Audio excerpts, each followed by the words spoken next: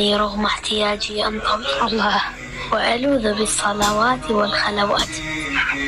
الناس تهجرني لعيب واحد، والله يقبلني على علاتي. نسقت ألف قصيدة في فهمهم، والله يعرفني بغير لغاتي. الناس عن وجعي ستغمض عينها، والله داوى موجي بأناتي. هون عليك فإن الله فارجها، فوحده ربي يدري مخارجها. ما دام ما يجري بعلم الله فارض به سبحانه، ولا تمت حزنا على الدنيا وبهجتها. كم أزعجتك أمور كنت تحسبها شرا، حتى رأيت من الرحمن حكمتها.